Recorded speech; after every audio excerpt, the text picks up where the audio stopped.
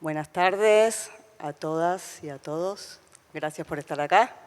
Soy María Bogiano, coordinadora del sector diseño de la Dirección de Promoción de las Industrias Culturales de la Secretaría de Cultura de la Nación. Estamos muy contentos de presentar este encuentro, este conversatorio con grandes mujeres diseñadoras de la escena local, mundial también e internacional. El motivo de este encuentro es conmemorar a Aide Strimater en el día previo al Día del Diseñador Gráfico, que es el día de mañana, en honor a ella, que fue la primera egresada mujer en la Universidad de Cuyo en el año 66, bastante tardíamente, pero fue un puntapié inicial para poder visibilizar el valor en la comunicación del diseño gráfico. Así que, bueno, yo les voy a dar la presentación a cada una de ustedes. Estoy muy contenta. Gracias. Y bueno, atrás, bueno, ahora van a contar, pero estamos mostrando a grandes diseñadoras históricas que, bueno, que valía la pena traerlas.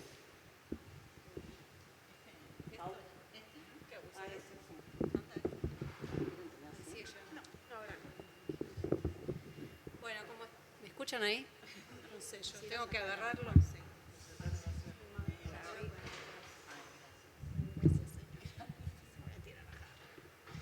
Bueno, de nuevo gracias a María, a Germán, a la gente de MICA que nos invitó. Esta es nuestra tercera intervención con MICA. Por tercer año consecutivo estamos súper contentas de estar acá. En este museo también hemos hecho otras actividades. Somos todas parte de una colectiva que se llama iFutura, que es una colectiva de diseñadoras argentinas. Así que, bueno, en principio, súper contentas de este año poder reafirmar nuestro vínculo con MICA. Ahí llegó Germán. Para nosotros es muy importante, uno de nuestros grandes objetivos es, como dice Mari, visibilizar la profesión y encuadrarla en el marco de la cultura y de las industrias culturales. Lo que está aquí pasando detrás fue un muy breve resumen de algunas diseñadoras argentinas que hasta nosotras no teníamos en mapa, porque también uno de nuestros objetivos de nuestro manifiesto y como asociación civil que somos es la de inscribirnos en una genealogía de la profesión. Esto es un trabajo que, voy a decirlo, lo está haciendo una compañera nuestra con muchísimo esfuerzo y en el que queremos profundizar, razón por la cual si tienen datos para sumar siempre son bienvenidos. Y hoy lo que queríamos traerles, bueno, cuento un poquito, ¿no?, porque cómo salió esta charla. El MICA este año se enmarca hoy en cartelera, con los aportes del diseño a las industrias culturales bastante centrado en el teatro, en el cine. Hoy vamos a hablar también de otras industrias. Y pueden entrar a la plataforma, van a ver que hay otro tipo de entrevistas, más uno a uno, más íntimas. Nosotras, como somos muchas, somos 60, y nos caracteriza una diversidad de ámbitos en el que nos desarrollamos, quisimos traerles experiencias ya más directas, tipo contar la experiencia de cada una de las chicas que hoy nos van a acompañar, porque es un abanico amplio de cómo el diseño desde distintos lugares está trabajando con las industrias culturales. No sé si quieren que cada cual se presente o digo lo que me mandaron para decir. Bueno, voy a seguir así. Voy a seguir el guión que somos bastante organizaditas. Entonces, tenemos a Juli Pecolio, bueno, que es diseñadora de UBA. Creo que todas somos de FADU, ¿no? Bien, somos todas de FADU. Y todas gráficas. Hoy nos tocó gráficas. Iba a venir una industrial que tuvo un tema técnico y no pudo venir. Trabaja como diseñadora independiente y hace unos cuantos años está vinculada, muy imbrincada en el Museo Nacional de Arte Decorativo. tenemos a Pau, voy a tener que leer porque no me estudié nada, que está especializada en gestión y políticas públicas relacionadas al diseño. Entonces vamos viendo distintos perfiles y escalas de laburo. Barbie, que es diseñadora independiente del área exclusivamente editorial. Después búsquenlas, porque todas tienen portfolios muy interesantes. Y además es docente de FADU. Pau, que es docente de FADU. ¿Vos sos docente de diseño? Sí. Pau es de tipografía. Tiene su estudio Trineo, también hace un montón. Y trabaja en editorial y en industrias culturales bastante vinculada al teatro. La señora Lausbarsky, que seguro la conocen, que está especializada en diseño para músicos, nos va a contar, y también en imágenes institucionales, también dentro del área de la cultura. Y allí tenemos a Vero Du, que también es diseñadora gráfica y que trabaja hace también bastante en el Cervantes dentro del departamento interno de diseño. Bueno, la idea es un poco contar algunas experiencias de cada una e ir pasando por qué tienen en común o qué tienen de particular esas escalas y esos modos de vincular el diseño con distintas, podemos decir comitentes, pero es una palabra medio fea. Y cliente tampoco nos gusta mucho, ¿no? Pero bueno, digamos, ¿cómo interactúan? ¿Cómo proyectan? Bueno, hola. Gracias, repito, las gracias por la invitación y por acercarse este día lluvioso, que a mí me daba mucha fiaca, pero no me quedaba otra. Así que agradezco mucho el esfuerzo. Bueno, un poco como dijo Pau, como me presentó, cuando yo empecé a estudiar diseño, empecé a estudiar porque me interesaba diseñar para la música, ¿no? Fue algo como una fortuna que tuve de muy chica, como tener en claro hacia dónde querer ir.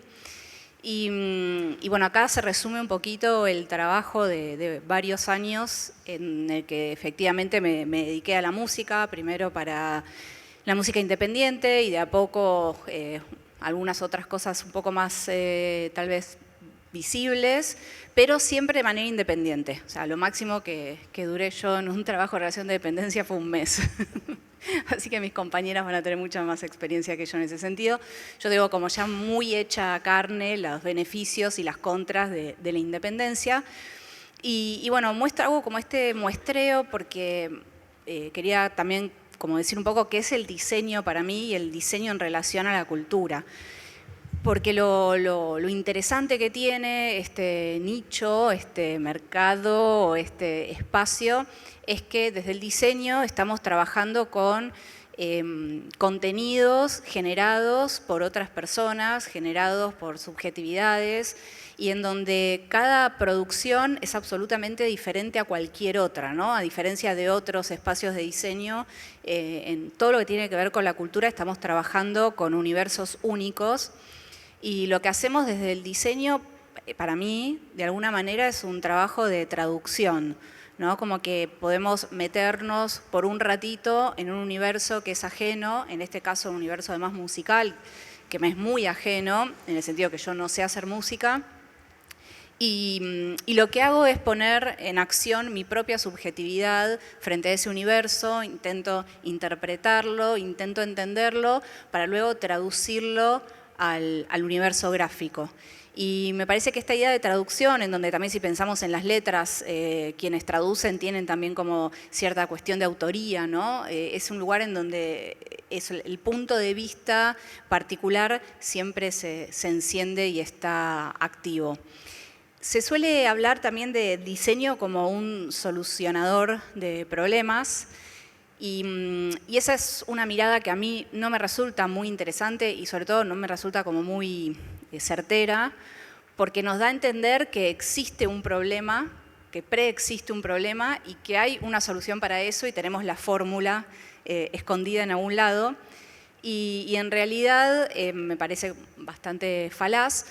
Y me parece más interesante pensar que, en definitiva, quienes diseñamos tenemos que ser buenos generadores de preguntas y buenas rastreando oportunidades, ¿no? Y pensar el diseño como una oportunidad, porque en definitiva el diseño lo que trae a escena es algo que previamente no existía, ¿no? Esa es la idea de proyecto, de pensar de manera consciente un camino que me va a llevar a algo que previamente no estaba. Eso me permite pensar al diseño como un transformador, como una herramienta transformadora. Pasamos a la próxima, Pau, por favor. Para ilustrar esto un poco voy a mostrar 2 proyectos, se los voy a contar muy por arriba, pero me parece interesante para que se entienda este punto de vista. Este es un proyecto que empezó siendo un disco para un músico que es Marco Sanguinetti, que es pianista y compositor, y además tiene la particularidad de que es diseñador industrial. Y eso para mí no es menor, porque me encuentro con un músico que también entiende el diseño de su portada como una oportunidad. Entonces, en este disco, que fue 8, que luego se convirtió en una trilogía, ya lo vamos a ver con 9 y 10, en 8 lo que hicimos fue convocar a Leandro Castelao, ilustrador y diseñador, para que él haga su propia traducción de cada uno de los temas de Marco, porque había algo en el sonido de Marco que es una mezcla de un jazz fuera de lo normativo del jazz, mezclado con algo muy porteño, que tenía que ver de alguna manera con las geometrías y la abstracción de Leo. Entonces hicimos este primer trabajo en donde estuvo la traducción de un ilustrador en relación a la música de Marco. El próximo. Cuando un par de años después tuvimos que hacer 9, nos había interesado mucho porque nos dimos cuenta que de alguna manera con ese trabajo en nosotros mismos habíamos creado como una pregunta por la visualidad del sonido, ¿no? No casualmente Marco en ese momento estaba haciendo además como su proyecto de tesis de doctorado que se llama El sonido de los objetos, y como que nos embarcamos en tratar de entender con mayor profundidad de qué trataba la escritura del sonido, cuánto había de instinto, cuánto había de ficticio en esa escritura, y junto a Cristian Montenegro, ilustrador, armamos un mapa muy específico y muy fidedigno de los temas de 9, en donde en ese mapa gigante que ven, uno puede seguir la música segundo por segundo, lo que va sucediendo, instrumento por instrumento, lo que va pasando, ¿no? Fue como un trabajo muy uno en uno de nosotros dos, Cristian y yo, escuchando el sonido y traduciéndolo a la música literalmente. Cuando varios años después nos surge la idea de cerrar, digo nos surge porque ya éramos un equipo de trabajo, ¿no? Y me parece que de esto vamos a hablar bastante, de los equipos de trabajo que se arman entre quienes clientes, artistas, gestores, instituciones y quienes diseñamos.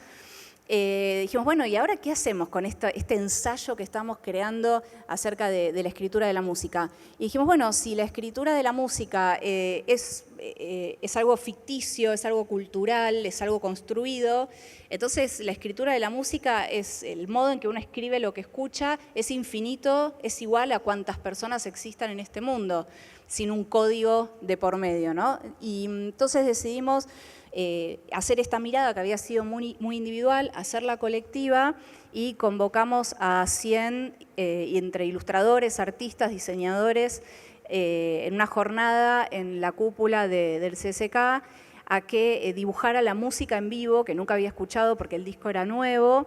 Entonces, estas 100 personas, cada una hizo un dibujo sobre uno de los 10 temas, y luego el packaging del disco se volvió un libro que contiene 10 libritos, miden 30 por 30, pero de pocas páginas, en donde se puede ver el trabajo de 19 personas dibujando el tema 1, 19 personas dibujando el tema 2 y así tema por tema, ¿no? Entonces, bueno, para mí esto es como un lindo proyecto para explicar a qué me refiero con oportunidad, con la oportunidad que nos da profundizar sobre los conceptos, investigar, ampliar los horizontes y compartirlos también. El próximo. Este último, y cierro, me viene bien para explicar de qué manera generamos estas oportunidades o hacemos estas traducciones mediante lenguajes visuales, en mi caso, para identidades culturales, ¿no? Entonces ahí me detengo un segundo sobre estos dos conceptos, el concepto de identidad, que es un concepto de un devenir, ¿no? No existe una identidad fija, no es que, de nuevo, no es como el problema y la solución, no es que venimos a descubrir la identidad que está ahí y la sabemos ver porque tenemos un anteojo mágico, sino que la identidad es algo en movimiento, en constante construcción, y lo que hacemos es entenderla, detectarla, muchas veces también ayudar a construirla, y a través de un lenguaje, también los lenguajes en general son lenguajes hechos cargados de historias, ¿no? Compartidos, son cuestiones sociales, con un lenguaje, en este caso el visual, ayudar a traducir esa identidad. Y este proyecto es un proyecto que hicimos con Martín Laxman y Florencia Capella para la Universidad de Buenos Aires, para el Bicentenario de la Universidad de Buenos Aires, año 2021, en plena pandemia. Y dijimos, bueno, hablando de lenguajes visuales, hablando de identidades culturales, creemos, no de creer, sino de crear, hagamos la creación de un lenguaje visual para la Universidad de Buenos Aires. Entonces armamos estos 140 grafemas, que si lo pensamos al lenguaje escrito, tendrían que ser como nuestras letras, ¿no? Son signos que sueltos no tienen ningún sentido, pero a partir de su combinatoria empieza a darle sentido y darle un contenido a la comunicación. Pasa, Pau. Entonces, a partir de la combinación de estos grafemas, podemos empezar a construir nuestros pictogramas. Hicimos un diccionario para la Universidad de Buenos Aires, en donde hicimos como un montón de palabras, conceptos, uno para cada una de las facultades o de las dependencias, pero también conceptos generados alrededor de lo que significa la Universidad de Buenos Aires. La idea de este festejo era que hablara, obviamente, en temas, en un tono festivo, pero que también hiciera alusión a la excelencia, al orgullo, al valor de la educación pública como una herramienta de igualación, no sé cómo se diría, social, de balanza social, y queríamos que también sea un festejo que vaya más allá de la comunidad UBA, sino que fuera de la comunidad social de la Argentina toda, ¿no? Entonces armamos estos pictogramas con sus traducciones que nos permitían armar diferentes frases y diferentes contenidos escritos y visuales. La próxima. Y a partir de todo este sistema, porque en definitiva, ¿qué hacemos para mí, quienes diseñamos? Es crear un lenguaje en el que lo que estamos haciendo de manera activa es dar un sentido, una organización, unas jerarquías que hacen que eso pueda ser decodificado por otras personas, ¿no? Es como que creamos ese puente comunicativo entre un concepto y un uso y una interpretación. Entonces ahí se pueden ver un poco algunas aplicaciones posteriores de esto que empezó siendo simplemente 140 grafemas, como nuestro vocabulario son solamente unas cuantas letras, y a partir de la articulación y de lo social y de la interpretación que compartimos con otros, se hace como un mundo infinito de contenido. Así que bueno, eso por mi parte, y ahora le paso a Pau R. Estaba tan contenta.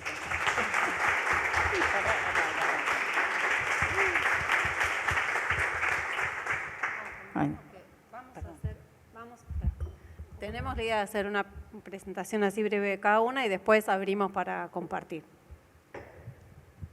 Bueno, me tocó. Espero leer mis propias notas.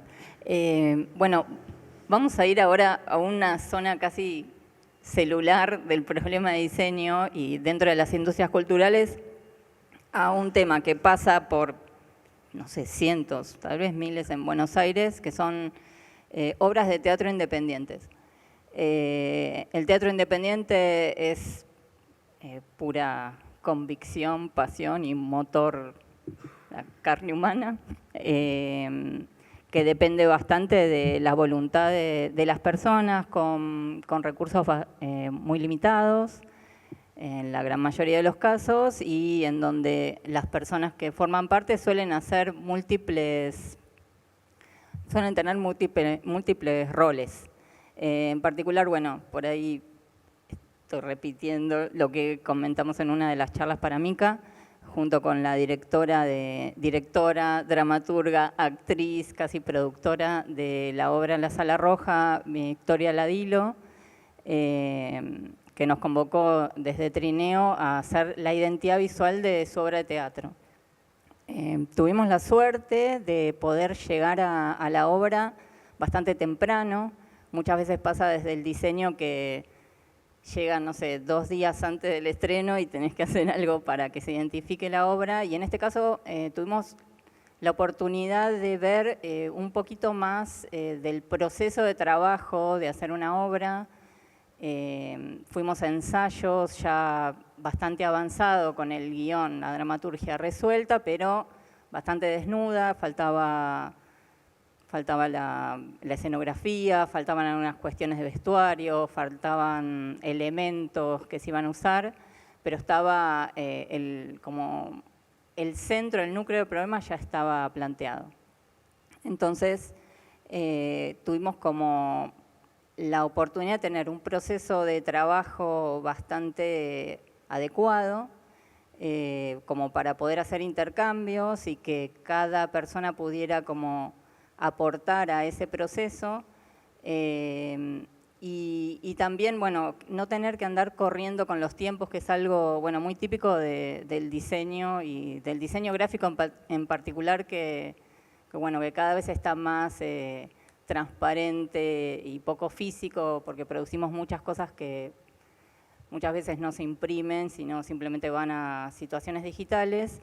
Entonces eso hace que sea un área bastante vertiginosa, y más cuando hay menos recursos, ¿no?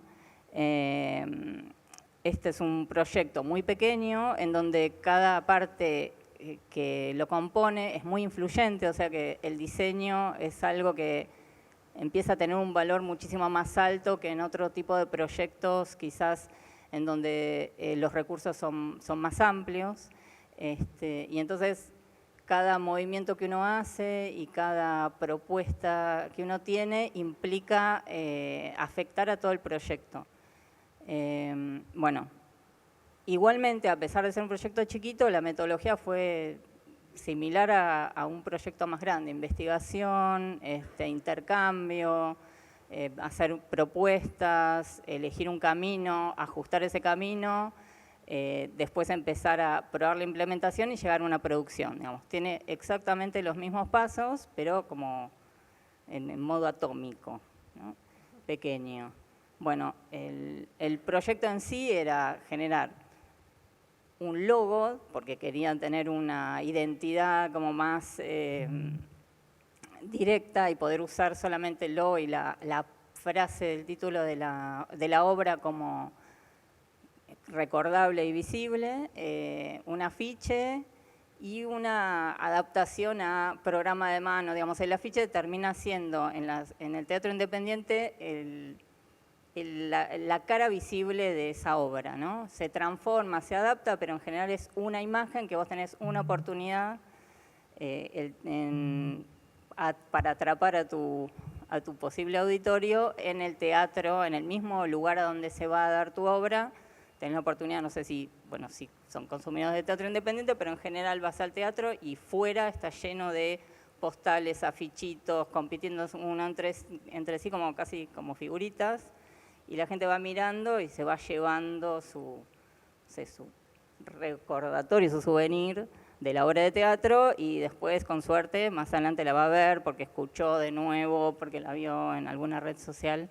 Bueno, entonces es importante, es el único mecanismo casi de comunicación que se tiene.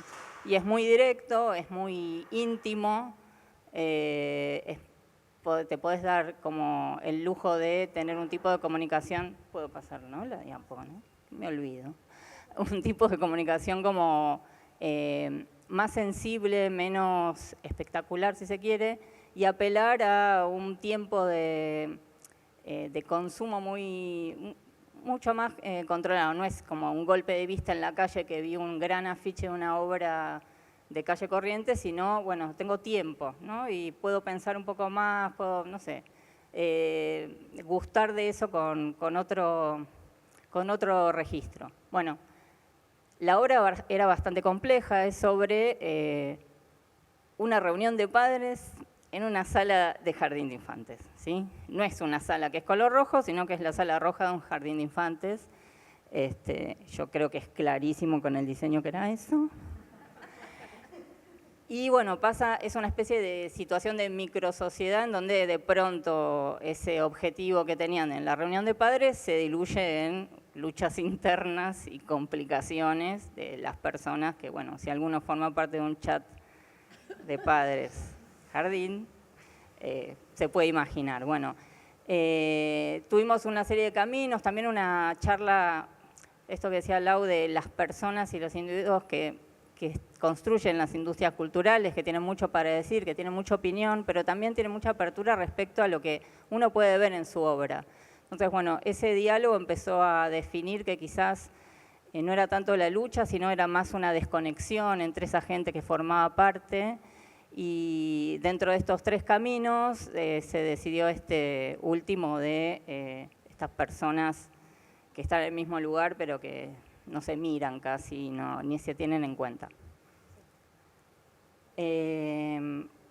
Finalmente, bueno, la idea del logo, que era primero protologo el principio, después yo tenía, apenas vi la obra, me resonaba todo el tiempo el bordado de mi pintorcito cuando iba al jardín, que me lo había hecho mi abuela, mi mamá no sabía bordar, yo tampoco, pero hice eso, que no lo hice para mis hijos, pero lo hice para Sala Roja, y tenía como la ilusión de hacerlo y la idea de que por ahí a Vicky se copaba, la ilusión y el miedo de que se copara, porque yo no sabía bordar y no tenía tiempo de hacerlo bordar, que era mi plan original. Y bueno, finalmente lo bordé, salió bastante bien, se lee. Y también tiene esa imperfección de, bueno, la madre bordando, que no tiene ni idea, y también ese rastro de un poco la sombra, que fuera realmente algo concreto, algo que había ocurrido, ¿no? Con las manos de esa persona que había estado bordando. También tenía que ver con que yo no podía pagar una bordadora, y es un poco también esta falta de recursos, ¿no? De dónde salen los recursos y de dónde salen las ideas o la posibilidad, ¿no? Las oportunidades. Digo, bueno, no lo hice por mis hijos, lo hice por el Teatro Independiente. Y bueno, esto salió como logo, le gustó mucho a la directora y después, bueno, lo seguimos. Sí. La idea era sacar fotos de los personajes ya con el vestuario, ya que para el momento en que llegamos ya existía el vestuario, hasta ese momento no, y con las actitudes y objetos que tenían esos personajes. Y también vistos de arriba tenían como una doble función, un poco esta idea de, bueno, casi juzgarlos, ¿no? A estos personajes, estas personas que podríamos ser perfectamente nosotras, pero como los vemos de arriba parecen otros. Y también que dentro de algunos programas del Teatro Independiente es que cambian mucho los actores. No pueden sostener muchas veces seguir con una obra mucho tiempo porque a veces no cobran, no, la mayoría de las veces no cobran. Si les va muy bien, sí, y si no, bueno, tienen otros compromisos, sale un trabajo en Netflix, y bueno, se van, o qué sé yo, cambian no sé, tienen que afeitar los varones, teñir el pelo a las mujeres porque consiguen otros trabajos. Entonces esto era una manera de, si ese elenco cambiaba, que ella sabía, la directora sabía que era muy probable, no fuera un problema. Entonces, bueno, tuvimos la suerte que la pareja de Vicky es fotógrafo y que pudo hacer las fotos tal cual como se las pedimos, como dirigir un poco esas fotos. No tengo las fotos, que era algo que busqué, pero bueno. Y después hicimos una ilustración porque realmente no funcionaba tan bien desde lo sensible, desde la convivencia con el logo, no funcionaba, no cristalizaba el problema. Entonces, bueno, la ilustración permitió no solo volver un poco a esta idea de sensibilidad, de calidez, de cosa humana, sino de convivencia y armonía. Y acá tenemos el afichazo, el resultado final, el afiche ideal, ¿no? Sin nada que moleste, con algo muy importante que es el logo de Proteatro, que sin eso no se podía hacer la obra, ¿sí? Como los recursos muchas veces vienen acompañados de estas, no sé, de políticas públicas con respecto a la cultura, ¿no? Y este era uno de los logos que había que poner, y después, bueno, cuando la obra le fue yendo cada vez mejor, pasa algo que los diseñadores odian, que es que cada vez aparecen más logos o cada vez aparecen más sensacional éxito, octava temporada, con la actriz de tal película, y tenés que empezar a ensuciar tu diseño por el éxito, ¿no? Como el precio del éxito. Y bueno, no sé, también está el logo mecenazgo que no lo puse para ahora, porque el de ese momento, feote, el de ahora está mejor. Y bueno, finalmente terminó siendo como la cara visible de esa obra, ¿no? Y esta idea de, bueno, ¿qué me hago? ¿Qué película me hago? ¿Qué película? No, ¿qué obra de teatro me hago yo cuando veo esta imagen, ¿no? También el teatro independiente da la oportunidad de que uno pueda ser un poco menos obvio. Le pasó a esta obra que le fue muy bien, que vendió la obra a otros lados, incluso a otros países. Hay en este momento una que se está haciendo en Rosario, otra en Córdoba, tienen otras gráficas. Yo no tengo ninguna implicancia en eso, pero bueno, la obra le fue muy bien y terminó en Calle Corrientes, en el Metropolitan, permiso. Y le pasó esto. Yo no hice esto, no es que esté mal, sino que es muy distinto, ¿no? Intentó usar el logo, no pegaba ni con cola, no había sentido. Yo decía, Vicky, todo bien, pero no funciona, no te preocupes.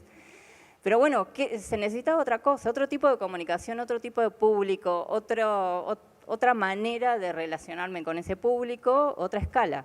Entonces, bueno, quiero verle la cara a los actores, necesito que la sala roja se lea enseguida, rápido, impacto, otro tipo de comunicación, otro tipo de propuesta. Tengo esta ahí. Bueno, gracias.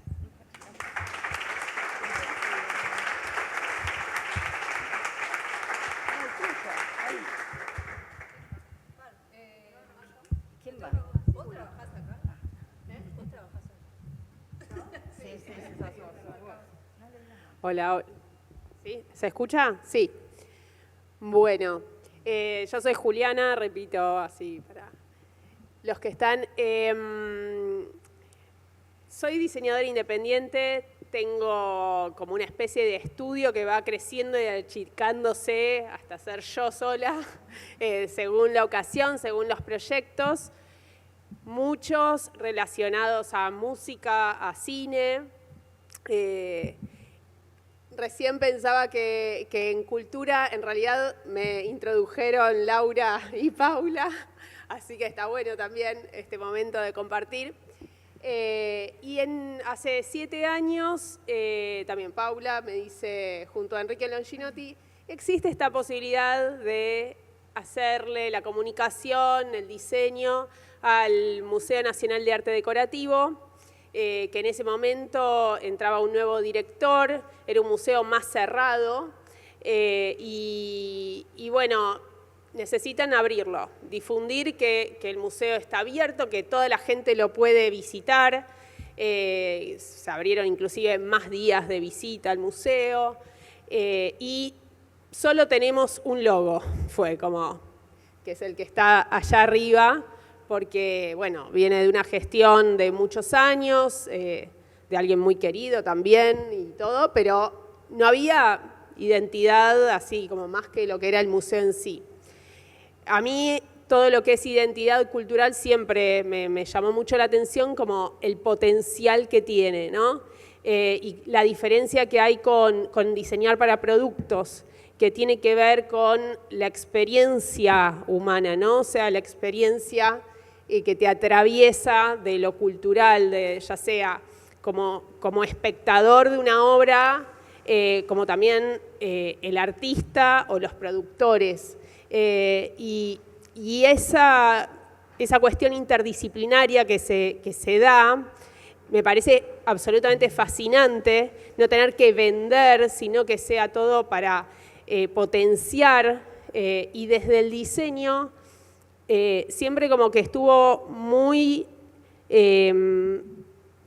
ahí la idea de estar desde el principio de los procesos, ¿no? Y si me llaman al final, ir de a poquito metiéndome hasta poder llegar a operar en los lugares donde se van decidiendo las cosas para que no sea solo el diseño, el flyer final, el afiche final, sino como una charla colectiva de todo el potencial que algo puede tener para que llegue a más gente, para que se disfrute más, para que se transmita el sentido que cada cosa tiene. Entonces, cuando llegamos al museo, yo soy externa, o sea, hago como una consultoría externa desde hace 7 años. Eso me ayuda y me habilita, por un lado, a estar muy presente en el museo.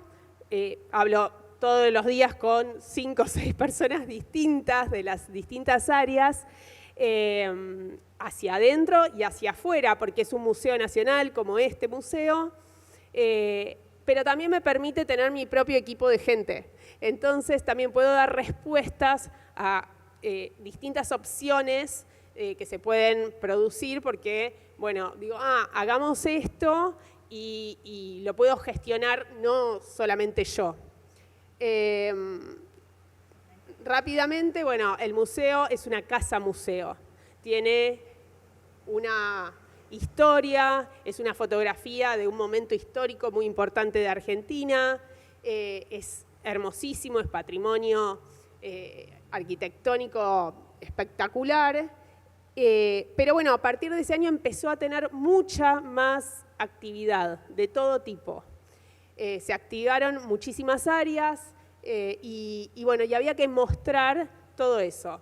Había una cuenta de Instagram de 500 seguidores en ese momento y bueno, y dijeron, a partir de acá, tomá y vamos. Si querés pasar. Y bueno, y como esto, el diseño no es solamente la parte gráfica y final, fue tratar de entender con toda la gente que ya estaba dentro del museo, desde el director hasta, bueno, por eso, todas las áreas involucradas, qué era el museo, qué les interesaba mostrar del museo. En ese momento, ahora, bueno, van cambiando porque pasó el tiempo, pero es el Museo Nacional de Arte Decorativo, queda como algo más antiguo, quizá, como concepto, pasó en determinada etapa, pero hoy tenemos el diseño. Hoy es como arte y diseño tiene que ser lo que baja de ese concepto y cómo lo podemos unir, cómo podemos hacer esa conversación entre pasado, presente y futuro. Y para mí eso era fundamental, recontra fundamental, aunque lo repita, que no me llamen para decir, che, ¿me haces el cartelito para el cuadro solamente? ¿Me haces el dibujito para esta muestra? No, o sea, no. Así no. Bueno, volvamos atrás, pensemos, a ver, ¿qué necesitamos en todas las áreas?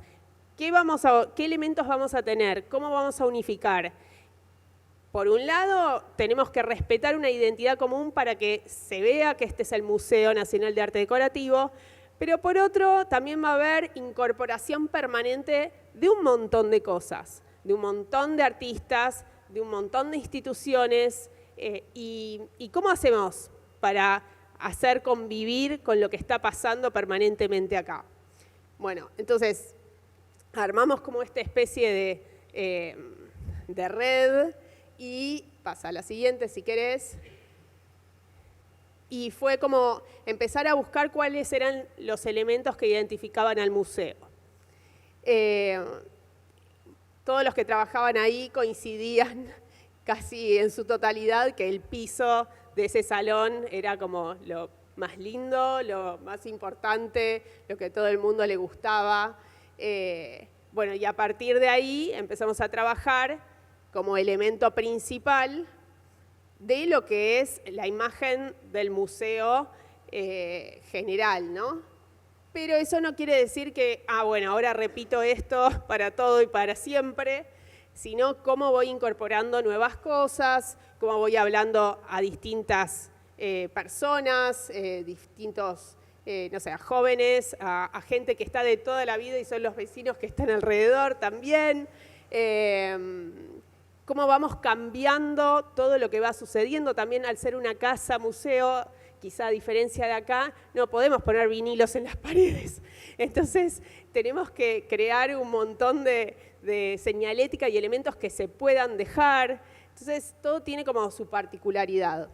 Y también me interesaba incorporar cosas todo el tiempo que tengan que ver con gente, ilustradores, diseñadores, artistas que también conozco. Entonces, no sé, por ejemplo, para los 85 años es una hiperfuente de una materia de FADU, de tipografía, de la materia de tipografía, de un exalumno, y bueno, tratando de incorporar todo lo que se pueda del diseño argentino. Si querés pasar. Eso es más hacia la parte interna, luego hacia lo externo pasa todo el tiempo que viene una exposición de Francia, una exposición de otro lado. Hay que hablar con toda esa gente también, ver qué quieren, cómo podemos incorporar lo que ya tienen. Y para lo que no tienen, cómo podemos ayudar respetando la identidad también que traen, ¿no? Para mí eso también es como muy importante, no templatear todo. No, tratemos de encontrar un punto donde no sea todo igual para todo el mundo. Así que, bueno, eso es lo que intentamos hacer.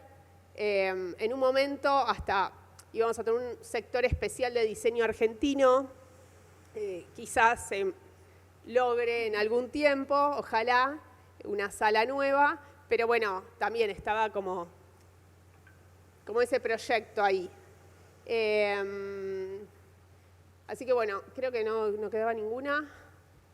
No, ahí, sí, ahí viene Vero, que va a contar otra experiencia muy interesante y queríamos mostrar como esto también de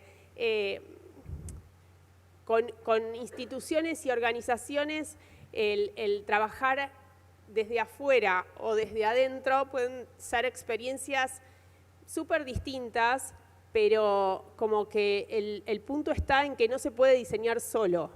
Y hoy menos que nunca, o sea, como que lo colectivo para mí es la que va ahora, o sea, de aceptar el aporte de todos los que están, porque el diseño es no solo, vuelvo a esta pieza final, sino como es ese entramado que se genera de proceso hasta que se llega a esa pieza. Y en estos lugares es como, bueno, es una entrega absoluta que eso ocurra, ¿no? Así que bueno, eso.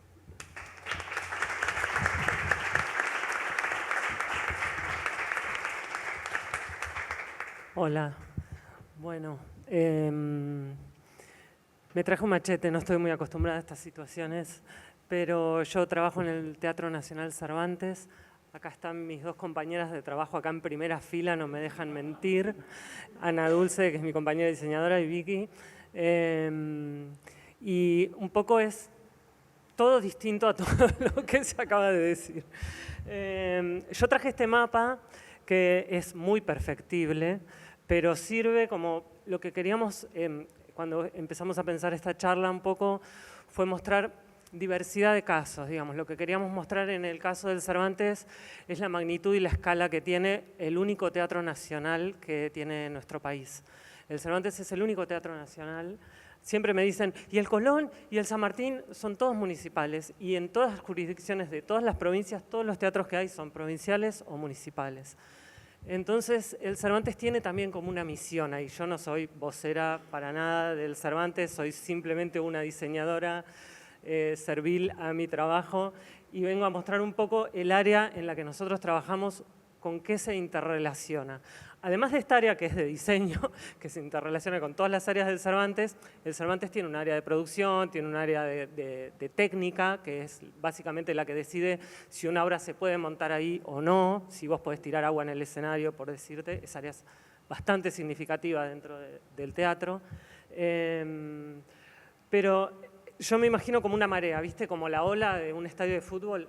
Aparece una obra y viene por un lugar y hace toda una cosa así, recorre todo el organigrama y va pasando en distintos momentos por distintas áreas. ¿Se me escucha bien? Sí, ¿no? Yo igual hablo fuerte.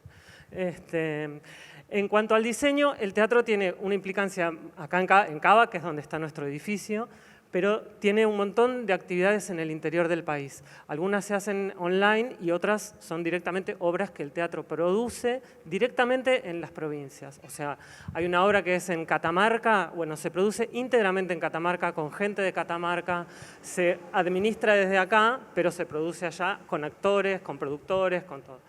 Para cada una de todas esas actividades, todo se produce el diseño acá, en Capital.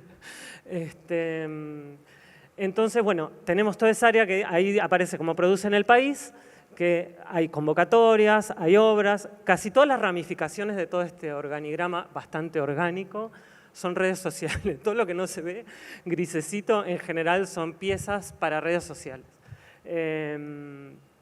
Comunicaciones varias, digamos, que suceden muchísimo por medios digitales, digamos. Después tenemos un área totalmente institucional, porque el Cervantes, digamos, produce. El Cervantes es un teatro factoría. Todo lo que programa lo produce. Se produce todo, desde, o sea, un botón se compra, pero se cose, digamos, en el Cervantes. Hay grandes artesanos que trabajan en los talleres del Cervantes. El Cervantes tiene enormísimos talleres de escenografía, de vestuario, de utilería, que están buenísimos para conocer en algún momento, o a través de las redes muchas veces se publican cosas. Bueno, el área institucional también nos toca desde el diseño, entonces a nosotros nos pasa un poco en contrario a lo que contó Paula, que es como una obra, o lo que cuenta Juli del museo, que ya bueno, está por ahí externalizada. Nosotros estamos internamente en el Cervantes y producimos un montón de materiales también institucionales, además de lo que es inherente a cada obra, del afiche, por ejemplo, de una obra. Más o menos el Cervantes aloja, a mí me gusta decir la palabra aloja, pero en realidad es produce, como 20 o 30 obras por año. Entonces, nuestro mapa, por eso quería mostrar ese mapa, es bastante complejo en relación a esa escala, digamos, que siempre como que la tenés presente. Siempre estás en ese vaivén entre lo macro y lo micro, digamos, entre lo general y lo singular, porque además vienen grandes personalidades al Cervantes y con grandes pedidos, por decirlo de alguna manera, y nosotros tenemos que ir ahí como un poco. Para nosotros siempre es más importante la institución que aloja toda esa cantidad de producciones que las producciones en sí. Nosotros tenemos siempre como el norte del Cervantes como paraguas, digamos, no sé si se sigue usando la palabra paraguas, pero digamos que sería como un poco así, claro, hoy usamos. Bueno, y además de eso institucional, tenemos también un área de gestión de públicos que interactúa bastante con diseño, y yo la quería mencionar hoy como para sumar algo a la charla, porque es algo que se hace en el Cervantes. Se hizo bastante vanguardistamente desde hace 8 años más o menos, que es el área de accesibilidad, que permite ampliar, o sea, gestión de públicos básicamente lo que hace es ampliar los públicos que pueden acceder al teatro de alguna manera. Organizan, por ejemplo, visitas para escuelas, ¿viste? Cuando estás en 4º grado, hijos que están en el jardín, y dicen, hoy vamos a visitar al Cervantes. Todo eso se vehiculiza a través de gestión de públicos. Y también un área de accesibilidad que trabaja con personas con discapacidad. Todos son públicos, digamos. Para todo eso se comunica, todo se comunica, más virtuosamente, menos virtuosamente, dependiendo de las épocas. Todo eso es lo que absorbe la oficina de diseño, que somos nosotras. Así que bueno, no sé si de acá me parece que más o menos sigue un pantallazo general. Entonces, si pasamos a la otra, yo elijo, el recorte de hoy tiene que ver un poco con esa escala. Podríamos hablar días, meses, no sé, de todo lo que se hace y de por qué cada cosa, o mostrar una infinidad de materiales. Porque en el mapa anterior nosotros producimos, por ejemplo, cuadernos pedagógicos para obras que miran chicos en el interior del país de manera online. Entonces se les manda actividades como, viste, las que haces en el colegio, que te hacen leer Rayuela de Cortázar y te preguntan, bueno, ¿qué relación tiene la maga con, no sé? Bueno, lo mismo, pero con obras de teatro. Eso lo hace el Cervantes. Entonces, acá lo único que traje como para mostrar un poco un sistemita. Estos, no es casual, estos son los únicos 2 programas impresos que tuvimos este año. Estos son los dorsos. Este año, hace ya unos años, estamos haciendo programas digitales. Y lo que quería mostrar acá un poco es la noción de sistema, ¿no? Que es un poco distinto al caso que contaba Pau, donde vos haces una obra y tenés toda la complejidad de trabajar con ese elenco. Nosotros siempre, como yo siempre digo, no hacemos un afiche, hacemos 20, 30 y hacemos para el interior. Las obras que van al interior tienen exactamente el mismo tratamiento que las que se hacen en Buenos Aires, pero es idéntico, digamos. Casi que hasta más complejo porque están en el interior. La única diferencia es que las reuniones son virtuales en lugar de presenciales con la gente de Córdoba. Pero acá, por ejemplo, nos pasaba cuando Pau contaba lo de los logos, por ejemplo, nosotros tenemos un pie institucional donde dejamos un espacio abierto allá en el de la derecha para los logos y en el de la izquierda, por ejemplo, lo ves lleno. Hemos tenido obras que han tenido 20 logos que se tienen que poner en el afiche. Es realmente una complejidad importante. Igual, yo siempre me acuerdo, no sé, Guillermo Brea, un gran profesor de la facultad, que en un momento hizo la imagen de la ciudad de Buenos Aires, decía la noción de escala, ¿no? Dice, porque vos tenés que imprimir, no sé, 3 millones de boletas de ABL en un día. No sé, te llama la vecina por un árbol. La ciudad de Buenos Aires, no sé qué cantidad de millones de árboles tenía la ciudad de Buenos Aires, digamos. Yo cuando escuché esa charla dije, chao, ya está, no se renuncia. Bueno, el Cervantes no es esa escala, pero es bastante parecido, digamos, la noción de escala. Nosotros tenemos elencos como el de Las lágrimas de los animales marinos, que está a la derecha, que son como 30 personas, y tenemos elencos que son unipersonales. Entonces, claro, entonces siempre hacemos, viste, como decía Fontana en la facu, el más grande y mira, 30 años hace que escuché eso y todos los días me acuerdo de eso, es buenísimo. El más grande y el más chico, y en ese devenir circula la identidad de toda esta parte del Cervantes, que es una parte, porque como vimos en el otro mapa, está lo institucional. Tengo un ratito más de tiempo, cuento un poquito del programa de accesibilidad mínimamente, porque el Cervantes tiene este programa de accesibilidad que es parte de esto de generar públicos y me parece interesante traerlo, las chicas ya me lo escucharon varias veces, hoy me echan de ahí futura. Pero me parece importante volver a abrirlo a los distintos públicos porque realmente es significativo lo que se hace, es muy valioso y es una virtud y una función a lo mejor del Teatro Nacional, digamos, porque es ahí donde se puede estar. Si me mostrás un segundo el anterior, todos los programas del Cervantes tienen un audio, que es ese QR que está ahí, que quiero contar la experiencia de cuando lo hicimos. Porque nosotros teníamos el Cervantes, como verán, hay un montón de información institucional en los programas y un montón de información de la obra específica. En un tiempo y espacio reducido, siempre, 1 centímetro cuadrado, que tiene que ver con una capacidad presupuestaria, económica, digamos, de producir eso, como le pasa a cualquier hijo de vecino, a un teatro oficial también le pasa. Entonces, en un momento vinieron las chicas de gestión de públicos, cuando empezó el proyecto de accesibilidad, a decir, tenemos que poner un QR en el dorso del programa, tiene que medir 3 centímetros porque tiene que ser visible, y nosotros teníamos el dorso del programa que era infinito, entonces eso estaba bueno para contar acá cómo todas las distintas áreas interactúan en un producto porque tuvimos que llamar a la gente que generaba el contenido, al director del teatro porque había un texto que escribía el director, había que cortarlo, o sea, había que hacer un montón de artilugios para poder meter ese QR. Nosotros como diseñadores gráficos, en su momento me da culpa, digamos, no, esto es imposible, los diseñadores pecamos mucho de eso. Y ahora, en este momento, no se puede pensar un programa sin un QR. Es como que viene un programa, o sea, pasaron 7 años, 8. Eso igual lo resolvimos en un par de meses, no es que tardamos 8 años en resolver el QR. Pero ese audio, por ejemplo, que es un poco la idea que yo quería también dejar así como para cerrar, que cuando vos entras en un proceso desde el inicio, podés generar mayor creatividad. Si vos te llaman a último momento, tenés muchas menos herramientas para resolver algo, digamos. Si vos participás como diseñadora desde el inicio, podés decidir un montón de cosas. Si vos necesitas hacer una rampa, que es un gran ejemplo de accesibilidad que todo el mundo tenemos incorporado, la rampa tiene que tener una baranda determinada, una inclinación determinada, X, digamos, está todo normalizado para que una persona con silla de ruedas pueda subir y bajar perfectamente. Si vos es una rampa así, no sirve para nada, sirve para subir y bajar corriendo. Entonces, si vos la pensás de antemano, ya esa inclinación se la podés dar. Ahora, si vos tenés que montar una rampa arriba de una escalera porque no se pensó la rampa de entrada, bueno, es lo que nos pasó con el programa. Tuvimos que salir a mover toda esa ola del Cervantes para que se pueda reformular la información de las contratapas de los programas. Caso práctico de diseño total, digamos, era como un caso que era un poco lo que veníamos a contar, experiencias, ¿no? Ese audio está grabado por actores y actrices de cada obra. Tiene un plus, digamos, por decir, una cadencia, una locución, algo que yo, por ejemplo, no me sale.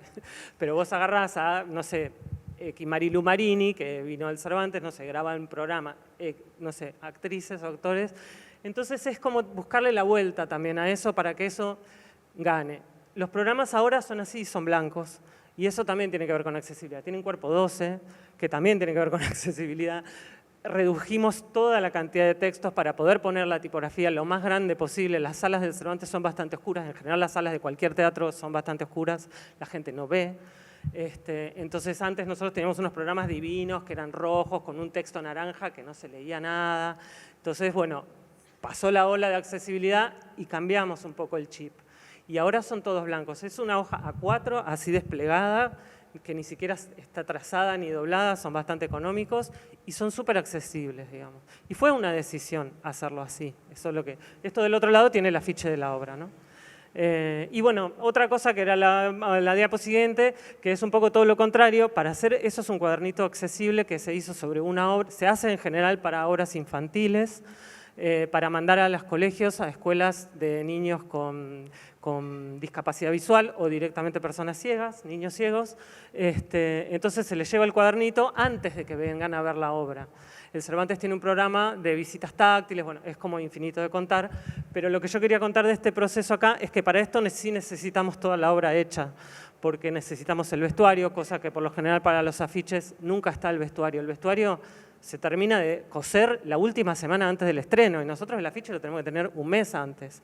Por eso, por lo general, los afiches son más bien alegóricos, tienen un montón de recursos que no son específicos porque no tenemos ese material. Para hacer estos cuadernitos, sí, ya necesitamos sí o sí. Por eso, son distintas implicancias de procesos completamente diversos que se hacen. Este cuaderno es muy sencillo, pero o sea, no tiene gran despliegue. Pero yo lo muestro siempre porque Gabriela Bianco, que es una chica que da un taller de lengua de señas que se da en el Cervantes, es casi el único laboratorio que tenemos de capacitación, por decirlo de alguna manera, es el único que existe a nivel América, me dijeron hoy justo, que vienen chicos sordos a tomar clases de artes escénicas, digamos. Es un laboratorio de actuación para personas sordas. La chica que da ese taller siempre dice que la accesibilidad no tiene que ser compensación, porque hay una palabra que se usa mucho en accesibilidad que es mejora razonable, que es cuando vos no tenés la rampa hecha, le pones una rampa arriba de la escalera. Eso es una mejora, sirve un montón.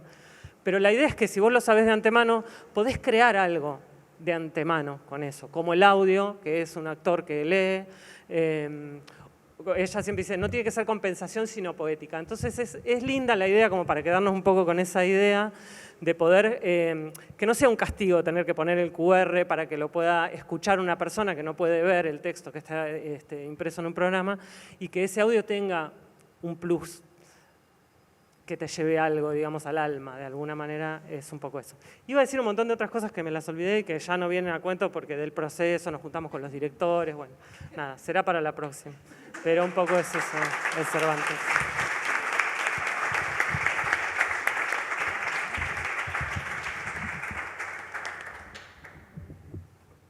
Hola, buenas tardes, gracias. Bueno, nada que ver lo mío. Yo me quería bajar de esto y me convencieron de que viniera. Yo soy diseñadora gráfica de origen y trabajé muchos años, me formé con un maestro, fue mi padre, entonces trabajé en el estudio en donde él era el nombre del estudio, de muy chica. Entonces, casi todo mi proceso ahí fue haciendo gestión. O sea, sí diseñaba, pero... ¿sí? ¿Puedo decir el nombre? Lo Bianco se llama. Entonces mi rol fue muchos años, o sea, me formé en gestión del diseño. Hacíamos mucho trabajo para instituciones culturales y museos, muchos años, todos los 90. Grandes revistas, libros en papel ilustración, cosas muy ostentosas. Unas épocas así, elegías papel. ¿Qué papel querés? Tomá. Había papeles.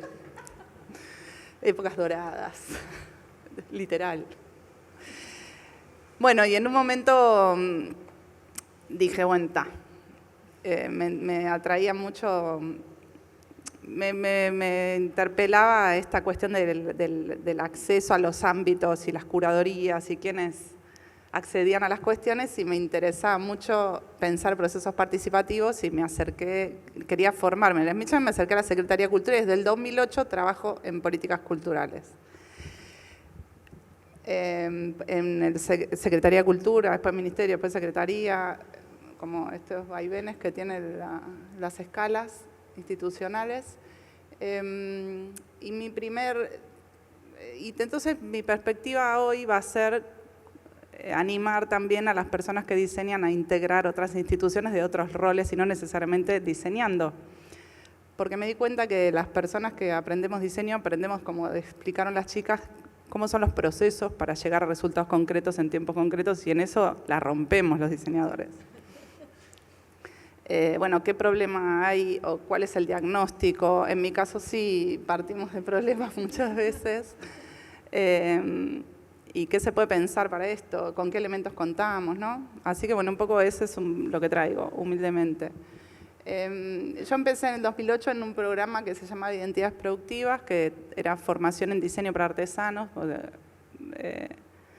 Empecé diseñando un catálogo, como mi manera de acercarme fue entendiendo cómo eran los procesos, se trabajaba en las...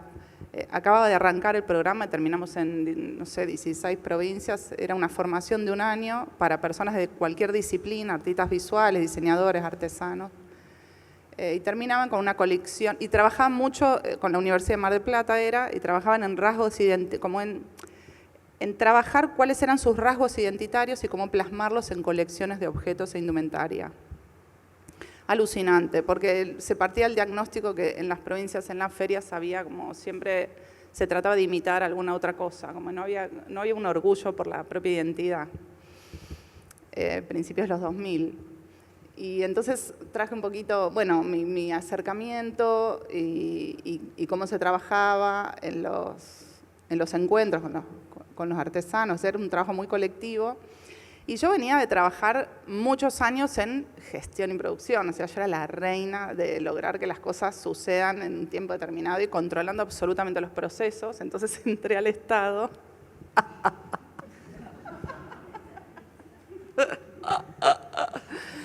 Imposible. O sea, mi primer cuestión fue, no, acá no controlás nada, esto no es así, te calmás. Entonces fue un enorme aprendizaje y entender, bueno, cuáles eran los medios para hacer las cosas dentro de una institución pública, cuál es la temporalidad, cuáles son los tiempos posibles, qué es lo posible. Entonces es como fascinante eso, es fascinante, es como una adrenalina que después es difícil salirse. ¿Qué es factible de ser hecho en determinado tiempo? Porque a la vez estás trabajando con autoridades o con personas que están en un tiempo determinado y necesitan resultados en un tiempo determinado, y a la vez con una población que tiene sus propios procesos y sus propios tiempos, ni que hablar de artesanos de provincias. Entonces fue un aprendizaje enorme ese. Y también empezar a correr los bordes de lo institucional, digamos, que la Secretaría era muy chiquita en ese momento, era boutique, ahí encima era en un palacio en Rodríguez Peña y Alvear y Rodríguez Peña, era como... que estaba acostumbrada a la Secretaría de Cultura y que venía a proponer este programa. Entonces empezó a haber desfiles de artesanos desfilando en el Palais de Glace, o prácticas que empezaron a tener también diseñadores y artesanos de las provincias de aprender esos procesos, ¿no? Era mucho de transferencia. Entonces, esta foto es un desfile que hicieron en una provincia en otro momento. Hace un tiempito fui a al Chaco y estaban los desfilando de identidad productiva. Ese programa no está desde 2014, no sé, 15. No, 2011. Y siguen sosteniendo sus colecciones colectivas. Así que bueno, ese fue mi ingreso. Después, en el 2010, como yo era diseñadora, se arma el MICA y empezamos a pensar en sectorialmente. Entonces iba a haber un sector diseño. Y ahí fueron las primeras conversaciones, bueno, ¿qué es el diseño? Pero entonces, ¿qué es el diseño para la cultura? La zapatilla es un diseño. Tuve como unas conversaciones así de, pero cualquier cosa es diseño, si todo lo que estás usando está diseñado. Bueno, ¿y de qué se va a ocupar el...? Entonces ahí, bueno, el desafío fue desde qué lugar pensábamos institucionalmente esto, así que conformamos una mesa muy abierta de personas que se ocupaban de programas de diseño en un montón de instituciones, de universidades. Propuse una cuestión consultiva. Ahí muy tempranamente se acercó Germán Lang, que luego continuó la tarea. Y bueno, María también tuvo el principio, por una razón u otra. María era diseñadora. Germán integraba un equipo interdisciplinario de diseñadores. Y bueno, justamente era la escucha, la manera de gestionar. La manera de gestionar de manera participativa. En el diseño no podemos contemplar trabajar de manera individual, como ya dijeron y demostraron todas las compañeras. Diseñamos para un otro y con otros, digamos, como no hay manera de pensarlo solo. Entonces, de esa manera también para mí se encara el trabajo en las políticas públicas. Y así fue pensado el MICA en general. Cada sector fue trabajando con las áreas que lo componían, y diseño era especialmente complejo porque adentro de esa palabra hay un montón de disciplinas. Y era un desafío para el esquema que traía propuesta el MICA, que venía de un ejemplo de audiovisuales o de editorial que era más tradicional.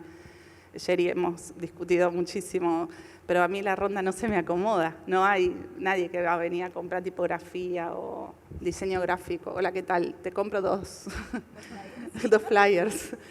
Entonces siempre estuvimos tratando de correr esos bordes, ¿no? De atravesar esos otros sectores, de intentar diseñar políticas adecuadas para el sector y que poder encajar en el esquema que se proponía. Y nada, la verdad que fue un proceso ahí, bueno, diseño indumentaria tiene que tener un desfile. Bueno, siempre tratamos de correr ese borde y no hacer un desfile tradicional de Giordano, sino, bueno, meter los cuerpos de la danza, de qué modo mostrar el diseño, de qué modo vender diseños. Cosas experienciales. Cuando empezó la cuestión de la impresión 3D, bueno, vinieron los primeros prototipos de las máquinas y la gente se acercaba y que conociera. No sé, espacios participativos para distintas escalas de emprendimientos, distintos tipos de diseño y bueno, funcionó, está vigente. De una u otra manera se sostuvo. Creo que está la persona encargada ahora de José, nueva autoridad encargada del mercado. Muy bien. Y esto es raro, es la cocina, es un poco contar. Esta es la cocina, que muchas veces los diseñadores, ¿qué nos pasa? Que tenemos que explicar de alguna manera lo que... No los diseñadores, nos pasa a todas las personas que somos técnicos en organismos que tenemos otra temporalidad de permanencia en las instituciones. De repente, yo empecé hace 16 años y cada 4 años cambian autoridades y tienen distintos saberes, vienen de distintas áreas, que no siempre son exactamente de lo que rápidamente, tiene que ser una curva de conocimiento de algunas cuestiones. Y no necesariamente, a veces, bueno, traje como, entonces, ¿qué hago yo en lo personal? Hago esquemitas para explicar cosas, porque soy diseñadora gráfica y funciona un montón. Funciona un montón porque es visual y porque en corto tiempo se puede entender algo. ¿Qué pasaba ahí? Yo estaba tratando de convencer a un funcionario que existía el rol de la gestión cultural, que había personas que hacían gestión cultural. Parece raro, pero posta era así, como estaba yo teniendo que explicar que pensé que era en chiste, pero no era verdad. Y por otro lado, estábamos pensando post pandemia un fondo de reactivación económica.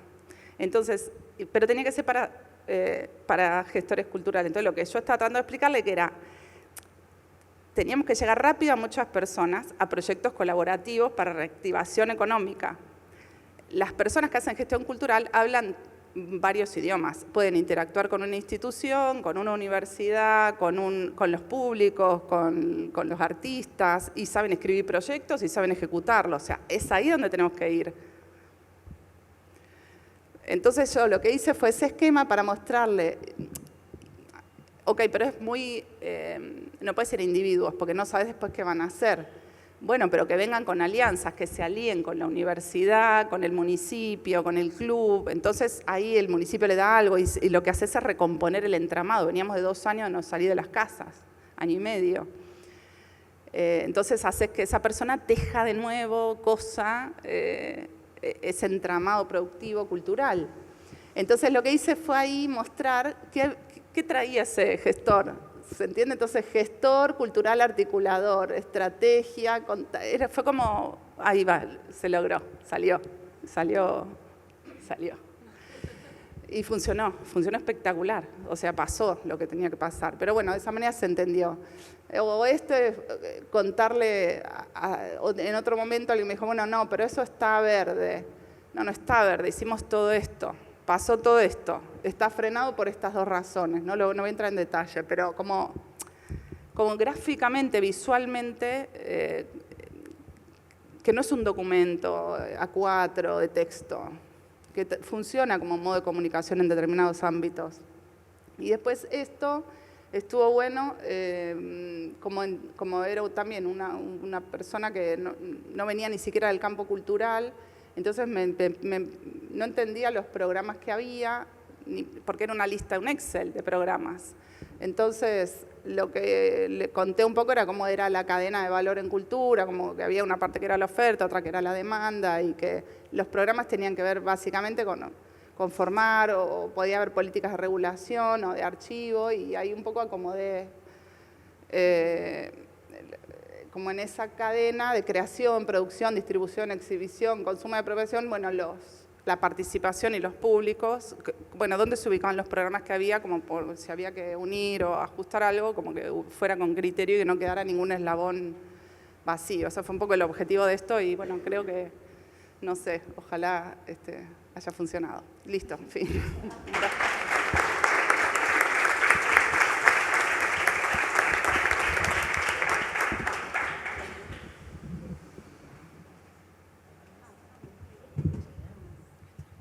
¿De tiempo?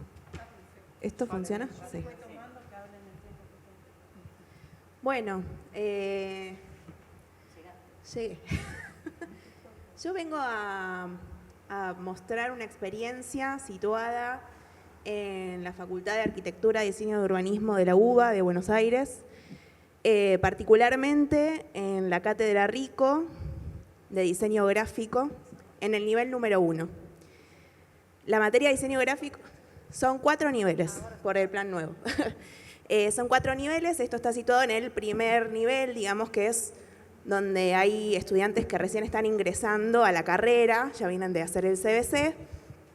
Así que bueno, nos situamos dentro de este contexto, ahí pueden ver a la universidad por fuera y por dentro. Y bueno, uno de los trabajos que hacemos ya entrado el año lectivo, se cursa de forma anual, y ultimando los últimos trabajos del año, hacemos afiche de teatro, ¿no? Ese es el objetivo del TP, es desarrollar afiche de teatro, y bueno, da justo la casualidad, ¿no? con esta charla sobre industrias culturales, y bueno, ¿y qué pasa en la educación? ¿Qué pasa en los momentos formativos de esos diseñadores y diseñadoras? Así que bueno, vengo a contar un poco esta experiencia y cómo, escuchando a mis compañeras, se van linkeando todos estos aspectos, ¿no?, que se estuvieron hablando sobre lo interdisciplinario, sobre la importancia de operar en la cultura y cómo tenemos dentro de estos trabajos mergeados, voy a hablar con palabras, perdón, como mezclados e introducidos también estos objetivos para los trabajos. No es simplemente hacer el diseño de un afiche, sino también considerarnos operadores de la cultura. Que es un montón para un estudiante de diseño en sus primeros años, ¿no? Pensemos que estamos hablando de jóvenes de, no sé, 19 años a 20 y pico, dependiendo de si es su primera carrera o su segunda, pero es gente joven. Así que bueno, la propuesta es ir al teatro. Muchos de estos estudiantes es la primera vez que van al teatro fuera de, no sé, algún evento en su infancia, ¿no? La propuesta es ir con los estudiantes al teatro. Se proponen distintas obras que van desde el Under hasta el complejo de teatros de Buenos Aires, de la ciudad de Buenos Aires. Y la propuesta de la obra nace del cuerpo docente, ¿sí? Tenemos algunas características que tenemos que cumplir como para que el trabajo se dé en buenas condiciones, ¿no? Hacemos una búsqueda previa, muchas veces vamos al teatro para elegir la obra previamente y hacemos una investigación, y una vez que finalizamos y elegimos las obras, convocamos a los estudiantes a que vayan. A veces organizamos la salida todos juntos, a veces van por su cuenta. Y bueno, algunas de las fotos que están viendo son de distintos años. Yo en la cátedra estoy desde el 2015, pero la cátedra ya tiene más de 15 años en la universidad. Y bueno, son distintas experiencias, ¿no? Fuimos al Cervantes a ver Familia Notipo. Ahí está la foto, después al Centro Cultural de la Cooperación en Calle Corrientes, Timbre 4, después estuvimos, bueno, este año estamos trabajando con Cirano, por ejemplo, del San Martín, también estamos con Las Cautivas en el Metropolitan, ¿cómo es? El Centésimo Mono también, que acá tenemos la diseñadora de uno de los afiches. Así que bueno, las experiencias son bastante amplias, año a año van cambiando las obras porque obviamente disponemos de que las obras estén en cartelera en el momento en que se da el trabajo práctico. Y la primera experiencia es ir al teatro, ¿sí? Después podemos ir pasando, una vez que vemos la obra, ya pasamos a lo que es el trabajo en taller, ¿no? En las aulas de la universidad, donde hacemos unas bajadas de, bueno, qué es lo que se ve en la obra. Hacemos ejercicios con todos los estudiantes y las estudiantes de una bajada de un concepto. Lo que tratamos de hacer es que cada estudiante tenga su propia mirada, elabore su propio recorte sobre la obra, para no tener afiches todos iguales, para que cada uno pueda desarrollar su autonomía y una mirada crítica también sobre lo que se plantea. Obviamente la producción de estos afiches va por un carril que no es el que estamos acostumbrados en las gráficas comerciales. Tratamos de que los estudiantes se alejen de esas propuestas, ¿no? No vamos a tener, no sé, al Puma Goiti en el afiche que vamos a diseñar en la FADU. Eso lo dejamos para bueno, el circuito que ya está dado. Nosotros queremos que los afiches vayan por otro carril de representación, ¿no? Este es el primer vínculo o uno de los primeros vínculos que tienen los estudiantes con la retórica de la imagen, con poder cristalizar una idea de forma visual en una imagen de alto impacto, aparte que tiene sus distintas características. Y bueno, hacemos toda esta apuesta de bajarlo primero en palabras, enunciarlo en una oración y después de eso pasar a la imagen, ¿no? A la creación de la imagen. Los estudiantes ya cuentan con un trabajo de lenguaje realizado, bueno, se cristalizan un montón de objetivos que se vieron previamente en el taller. Tenemos teóricas también, donde presentamos, bueno, la tipología, todas cuestiones que tienen que ver principalmente con el quehacer del diseño. Y muchas veces, y tratamos de fomentarlo, los estudiantes tienen contacto con gente que ha participado de la obra, en muchos casos directores de obras. Hubo una edición donde trabajamos con la obra Tinta, que se daba en un teatro del Under de Caballito, y pudimos acceder a los ensayos de la obra. Los estudiantes pudieron hablar con la directora y con sus actores y actrices.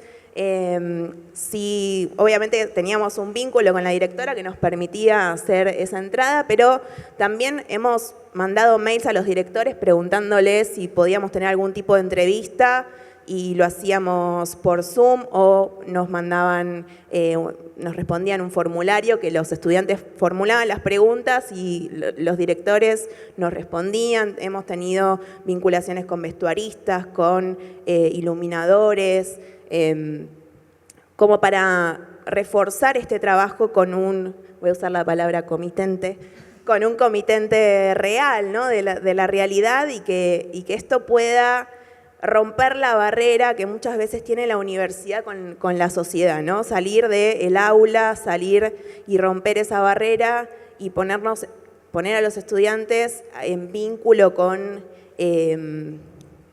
bueno, lo que está pasando fuera del marco del taller. Uno de los objetivos pedagógicos que marca la ficha, ¿no? La ficha del trabajo práctico, tiene que ver con esto de poder reflexionar sobre la problemática específica de la cultura, y es una de las propuestas que tiene la cátedra y la materia respecto de cómo nos paramos frente al mundo y qué queremos construir ahí. Pasamos a la última. Estos son algunos de los resultados, pensemos que son muchos años y muchos afiches, como dice el nombre de la cátedra, 10.000 diseños. Una vez que los afiches son terminados, son entregados, muchas veces pasamos por exposiciones, algunos en el mismo teatro que nos abrió las puertas, otro mismo en la muestra de la facultad. Hay también imágenes de festivales de afiche que se han hecho en la universidad. Y bueno, y ver también la condensación, ¿no? de todo un proceso. Los estudiantes no solamente entregan el afiche, también entregan estas otras piecitas de las que hablaba Pau, por ejemplo, de las postales. Bueno, ahora hacemos stories para Instagram. y bueno, todo un mini sistemita de piezas. Y quería leer algo, si me permiten, es muy cortito, que tiene que ver con una carta que nosotros en la cátedra le damos a los estudiantes cuando arranca la materia, la materia de diseño, donde les planteamos lo siguiente: no estudiamos solo las recetas del diseño de moda, no nos quedamos obnubilados con las concepciones dominantes, sino que intentamos generar herramientas teórico-conceptuales, metodológicas y prácticas que generen proyectos inclusivos, insertos en las necesidades de las realidades concretas, históricas, sociales, culturales y económicas. Esto es para nosotros la tarea de diseñar para la acción, diseñar para operar en la cultura. En definitiva, volcar nuestro diseño a mejorar el habitar contemporáneo y cotidiano.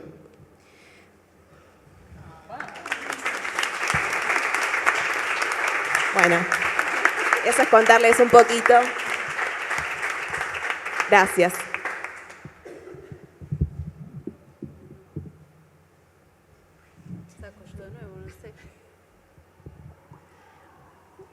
Bueno, no sé si alguien quiere preguntar algo. Nosotras, después de haber presentado todo esto, queríamos también como un poco para intercambiar con ustedes, saber si entre los que estamos hoy acá, además de que nosotros somos diseñadoras, si hay, no sé, si hay diseñadores, pueden levantar la mano. Ah, son un montón. Alguien que... ¿Cómo? ¿Va la arquitecta? Podemos ponernos a discutir, pero no. Alguien que por ahí trabaja con diseñadores, pero no diseña o hace gestión. Bien. Que lidie con diseñadores. Sí. No. Igual también hablábamos de esto de que en algún momento éramos todos diseñadores. Después es como que, bueno, sos diseñador gráfico, sos diseñador industrial, ¿no? Y quizá ahora hay como una vuelta, ojalá, a que también esto de lo interdisciplinario pueda aflorar, ¿no? O sea, como, bueno, soy arquitecta, sí, capaz estás diseñando también y bueno, y me parece que eso es como lo interesante también de lo colectivo, de no, bueno, esta es mi área, esta es mi quintita, acá me quedo y bueno, que empiece a fluir todo un poco más porque también las aplicaciones, los programas, todo invita a que eso esté abierto y a aportar a proyectos, o sea, como que lo importante es el proyecto y lo que cada uno pueda aportar siempre es bienvenido. ¿Alguien tiene o quiere hablar sobre, o tomar alguna de las cosas en particular que hablamos? ¿Quieren alguna pregunta? No. Bueno. Perdón, una cosa, que yo me hice todas mis notas, no le di ni bola. No, hay algo, y me parece que esta diapo lo muestra bien, que es el diseño no es una ciencia exacta, no es único e irrepetible y siempre va a ser igual, sino que es producto de una circunstancia con quiénes, cuándo, cómo, para quién, con qué, en qué escala tengo que hacer ese diseño en ese momento, sea gráfico, industrial, textil, indumentaria, cualquier diseño es producto de su época y de quienes lo produjeron. Entonces, es casi infinitas las posibilidades que tengo de proponer algo con un diseño que va a ser producto de su época y muy variado. Y aún el mismo diseño a lo largo del tiempo es posible que necesite cambiarse porque, bueno, cambiaron las circunstancias, cambiaron las personas, cambió la realidad del contexto, las posibilidades, la escala creció, se achicó. Entonces es una mirada que vuelve a reproponer y transformar el mundo. Esta idea de operar en un mundo posible, de construir una realidad a través del diseño que propongo, que muchas veces es invisible, que a veces se hace transparente, de tan cotidiano, de tan cerca que está de nosotros. Está bueno, tomar conciencia de eso y valorarlo. Creo que, bueno, al ser casi todos diseñadores, estamos en la misma sintonía, me alegro, no hay tomatazos, pero, bueno, nada, larga vida el diseño. No, también, perdón, ya te juro que cerramos, pero no, en relación a esto que decías, no, a mí me parece como súper interesante acá en el contexto, bueno, del MICA, de lo que significó incluir al diseño dentro del mercado de industrias culturales y entender un poco lo que decía Pau, que el diseño no solo trabaja con las industrias culturales, sino que genera cultura. Y eso también nos lleva a preguntarnos como diseñadoras, diseñadores, ¿qué estamos haciendo? ¿Qué estamos aportando? ¿No? ¿Cuál es nuestro granito de arena para la realidad tangible y en la que vivimos? Entonces también es un poco lo que por lo menos desde ahí Futura más nos ocupa, ¿no? Como hacernos estas preguntas, sacarle la banalidad que nuestra disciplina viene arrastrando y entenderla como una herramienta de transformación y de generación de cultura, de puesta en visual quiénes somos y sobre todo hacia dónde vamos, hacia dónde queremos ir y hacia dónde nos proyectamos. Bueno. Quería preguntarles qué preguntas les surgieron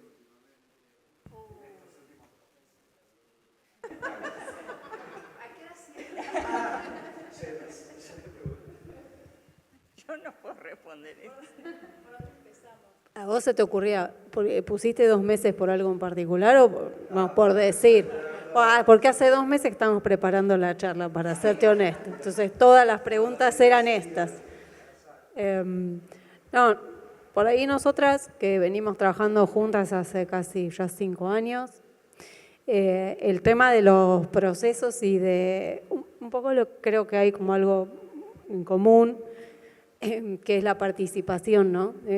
Nosotras sentimos que esto, que después de muchas décadas de egos e individualismos en el diseño, la solución, no digo la solución, pero la manera en que el diseño tiene esta carga, ¿no?, que vemos que tienen los chicos de primer año, como esta potencia o esta posibilidad de dialogar, no solo de decir, mira, qué copado mi afiche, sino de brindar un afiche, de que eso sea un puente, de que una obra de teatro que alguien pensó y que un grupo con esfuerzo o con el apoyo de Proteatro o con el apoyo del Cervantes terminó de condensar en una obra, llegue a otros, se difunda y se amplifique. Siempre la manera es con la gente de la institución, con la gente que hizo la obra, y no nosotras como solo diciendo, yo que estudié en la Cátedra de Rico, me saqué un 10 en el cosa de afiche, sé posta qué es lo que tenés que decir. No, yo traigo mi subjetividad y la pongo a circular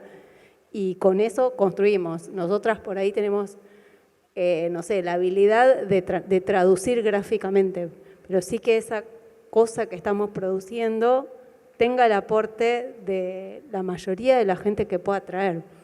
Porque después, aparte, el afiche sale a la calle y la gente hace devoluciones, se saca fotito con el afiche, se la comparte. Después es algo que sale.